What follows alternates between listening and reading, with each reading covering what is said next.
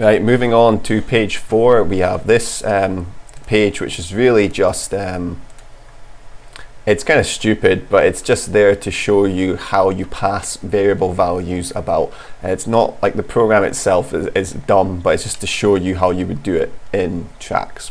So first thing, like before, is you highlight all the variables. So we're going to highlight A, B, temp. Again, I apologize how ugly this all looks.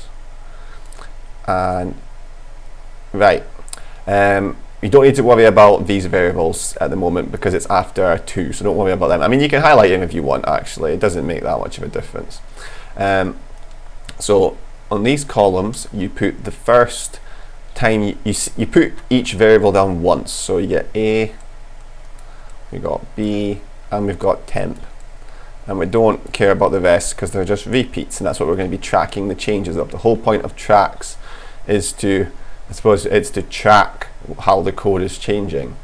So A is set to that, B is set to 4, temp is set to A. Now you don't write A underneath here. What you do is you look up the current value of A. The current value of A is 3. So, and then A is set to B, so it's the current value of B. So the current value of B is 4, and what you do is underneath this bit you just write 4. So this means when we look back on it, it was originally 3, then it became 4, and this isn't, it's not both, it overwrites it, right? So, and the last bit is B is set to temp, so B becomes the value of whatever temp is, so at the moment it's 3, and send B to display. So the only thing that goes to display is that, right? Next one is if statements, so a little bit different here. Again, we set the, or we highlight the variables. So we go, and then you see if it's a condition like this. So I've got an if statement and there's a greater than sign here, a larger than sign. So you highlight the whole condition and it will make sense why after. And then here and here. After that, you do the flow of the program. Pretty sure I missed out on the last one. Yeah, I did. What a great start. Second page, already messed up. But you do the flow of the program and you do arrows. So this one, I mean, if you want to do the arrows in this one, they all just go down anyway, so it's not that big of a deal. But we do the arrows, and when you get to the if statement, there's 2 paths. Like the if statement could happen, like this condition could be met or it could not be met. So we're going to draw 2 arrows, one here and kind of like a weird boxy arrow here. And then it's going to go, oh yeah, and this one's going to join up. So if first is greater than second, it's going to run the if statement. It's going to run this indented bit of code. That's not indented by accident, it's meant to be. Just like how when you indent your code in an if statement, the pseudocode is indented as well. So this is going to be if the condition is met, or in other words, if the condition is true. So we're going to put a T there. And then this is going to be if it's not met, so if it's not larger, so you put F. And we're going to put the variables at the top. First. You know what, I'm just going to write second, that'll be easier. And then I'm going to keep it short. You might want to do the same. F is greater than S. So this is if first is greater than second. That's not a 5, that's an S. Right, first is set to 10. Second is set to 4. If first is greater than second, well, is 10 greater than second? 4. Is 10 greater than 4? Yeah, it is. So what you put in this box is T for true, and then you follow the T path. Now this is a very simple, like when we get into the harder programs, these paths will be all over the place, where you see the real benefit of this. But you follow the T path, and we say set first to second.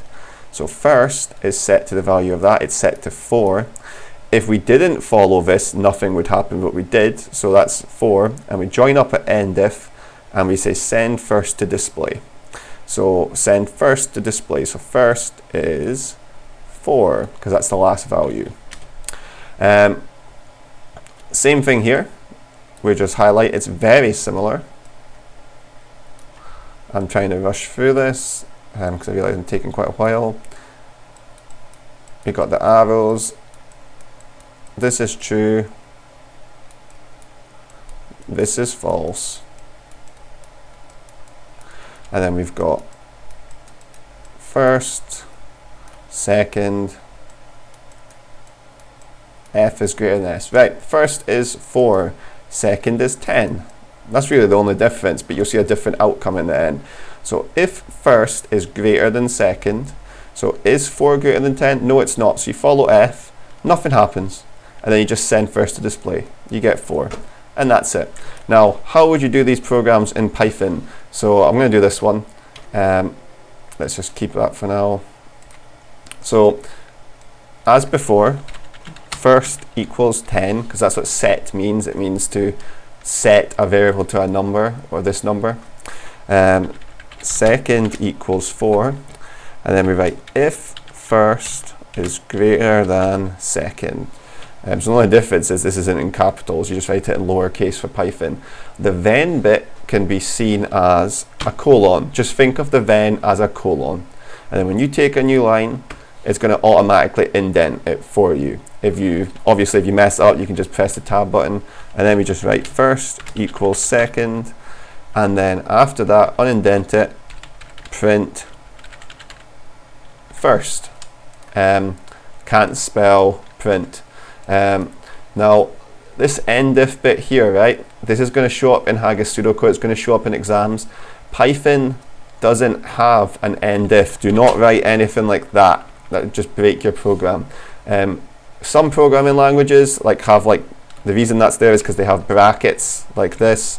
We don't actually have that in Python, so it's there for other programming languages. But endif to us, just think of it as pressing the delete key, unindenting it, dedenting it. That's all endif is to us. Never write any piece of code for this, but you need to know what it means at the same time. And then we run this, and as expected, that'll give us 4. And that's it for this video.